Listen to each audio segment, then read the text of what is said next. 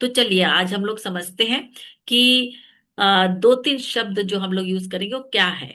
पहला तो है कि हमारे वेन में क्लॉट क्यों बनता है, या फिर कोलेस्ट्रॉल क्यों आता है। ये पहला चीज हम लोग समझते हैं। हमारे वेन के अंदर में मतलब रक्त वाहिनियों के अंदर में रक्त का क्या होता है, वाहन होता है। मतलब एक स्थान से दूसरे स्थान चलती जाती है।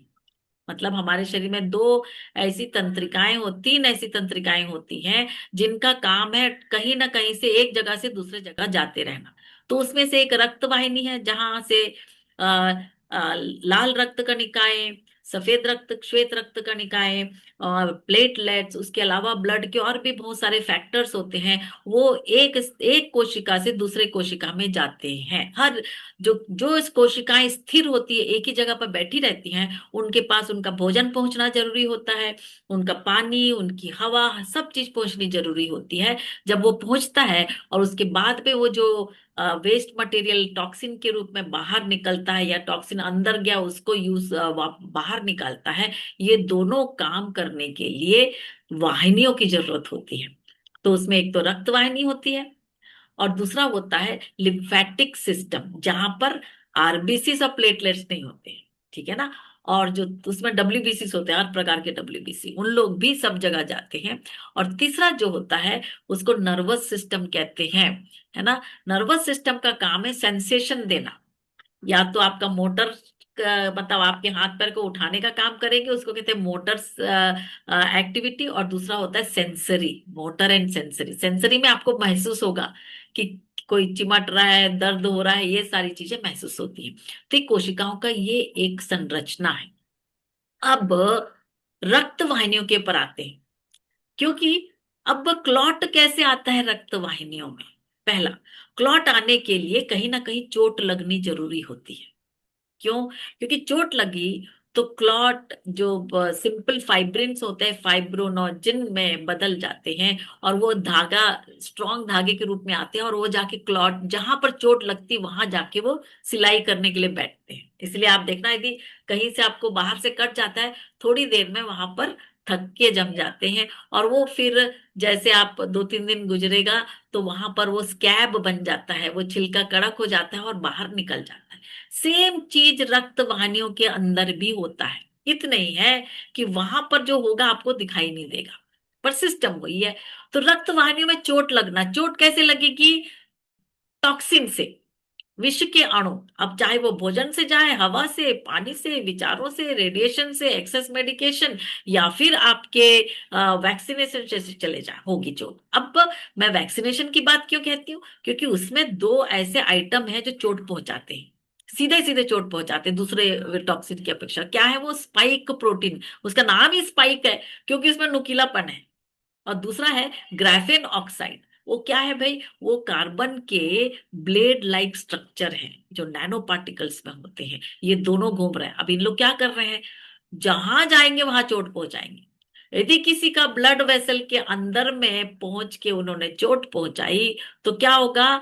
हमारे लेकिन कोशिकाओं में संदेश मिलेगा, भाई वहां पर चोट पहुंची है, अब वहां पर ब्लड क्लॉट बनने वाला है। तो ब्लड क्लॉट को गलाने के लिए, है ना। क्यों गलाना? जैसे क्लॉट वहां पर बैठ नहीं पा रहा है, छूट के भाग रहा है। क्यों? क्योंकि ब्लड वेसल के अंदर में गति है भाई, वो बैठ ही नहीं पाता वहां, वो छूट के भाग रहा है। तो डी डाइमर को खबर मिलती है, आ जाओ।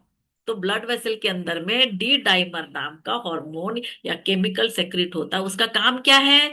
ब्लड जो क्लॉट है उसको गलाना। अभी गलाएगा कब? जब क्लॉट बैठेगा। बैठता तो है नहीं क्योंकि यहाँ गति में है भाई। देखो उधर का क्या क्या कॉन्ट्राडिक्शन, और इसको विडंबना कहते हैं। हाँ, कि जिसको गलाने के लिए जा रहे हैं तो डी डाइमर और आता रहता, ज्यादा आता रहता, ज्यादा, जितना ज्यादा आया डी डाइमर समझो उतना ज्यादा क्लॉट। ठीक है ना। दूसरी चीज होती है कि कभी कभी किसी के शरीर में इतनी तेज चोट नहीं लगी कि वहां क्लॉट आ जाए, लेकिन चोट लगी तो क्या होगा? वहां से संदेश मिलेगा चोट लगी है। तो जो फैट होते हैं इधर उधर से, जिसको हम कोलेस्ट्रॉल कहते हैं, वो लोग भाग के आ जाते हैं ब्लड वेसल में। हाँ, काहे के लिए? चोट को सूदिंग करने के लिए भैया उसको थोड़ा सा लेप लगा दो ताकि वो ज्यादा गहरा ना हो जाए, इसके लिए उनके अंदर कोलेस्ट्रॉल आता है। तो मतलब क्या हुआ? अब कोलेस्ट्रॉल किसके शरीर में, कोई एचडीएल जो है एक ऐसा कोलेस्ट्रॉल है जो हमको चाहिए। देखो थोड़ा बहुत ऑयली पेन हमारे हर जगह पर जरूरत है, पर जरूरत से ज्यादा नहीं आना चाहिए, है ना। तो हमने देखा है भाई, जब भी इस प्रकार की चोटें ब्लड वेसल के अंदर में आई, तो या तो ब्लड के क्लॉट जाएगा, या फिर दूसरे जो कोलेस्ट्रॉल है जिसको वहां नहीं रहना चाहिए वो आ जाते हैं बड़ी मात्रा में। अब बड़ी मात्रा में आ जाते हैं तो क्या होगा? या तो ब्लॉक हो जाएगा। ब्लॉक होगा तो क्या होगा भाई? कहाँ कहाँ ब्लॉक होगा? तीन प्रकार से ब्लॉकिंग दिखाई देती है। एक तो है कार्डियक रिस्क, हृदय की गति में गड़बड़ी। तो उसमें कार्डियक रिस्क में या तो कार्डियक अरेस्ट होगा, जिसको इलेक्ट्रिकल फेलियर कहते हैं, उसमें 1 मिनट से 3 मिनट के अंदर में छुट्टी, नहीं चांस है उसको वहां तक हॉस्पिटल तक पहुंचाने का भी।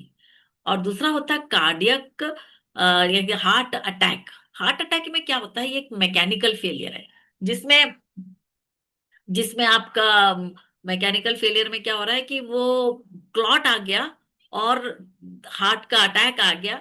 अटैक में हमको मौका मिल जाता है, हम उसको धड़ धड़ उसको मसाज कर देते हैं, तो हार्ट क्लॉट वहां से हट भी सकता है और इंसान को बचा सकते हैं। बचाने का चांस हार्ट अटैक में ज्यादा होता है, कार्डियक अरेस्ट में नो चांस। दूसरा होता है कहते हैं ब्रेन टिश्यूज में इसको कहते हैं हेमोरेज, ब्रेन हेमोरेज। वहां की जो बारीक बारीक ब्लड वेसल है वो टूट जाती है भाई, तो वहां पर क्लॉट आ जाता है। तो कभी कभी किसी का फेशियल पैल्सी हो जाएगा, कभी तो कोई कोमा में चला जाता है भाई। किसी का फेशियल पैल्सी, किसी का कोई आधा है कहते हैं हेमीप्लीजिया, मतलब पूरा आधा शरीर पैरालिसिस हो जाता है, ऐसा भी होता है। और तीसरी जो चीज होती है वो डीप वेन थ्रोम्बोसिस, मतलब हमारे जो एक्सट्रीमिटीज है, वेन जो होता है उसमें अलग प्रकार से थ्रोम्बोसिस, मतलब क्लॉट जाके अटकने लगता है। ठीक है ना। अब क्लॉट अटकेगा तो बड़ा वेन में अटकेगा तो ऐसा गिटली जैसे दिखाई देगा, और छोटे छोटे में रहेगा तो वहां पर है ना अजीब सा सेंसेशन महसूस होता है शुरुआत में, कि दर्द हो रहा है कि खुजली हो रहा है, समझ में नहीं आता। उसके बाद वो सेंसेशन खो देते हैं तो वहां पर कोशिकाएं मरने लगती, जैसे आपने वो पिक्चर में देखा था। तो ये तीन चीजें होती हैं। अब क्या करना है? बचना है। बचने के लिए क्या करना है भाई? हमारे हम लोग को जो सिखाया गया था उसमें तो सीधे बोल देते थे कि क्या कहते हैं, आप ब्लड थिनर ले लो, ठीक है।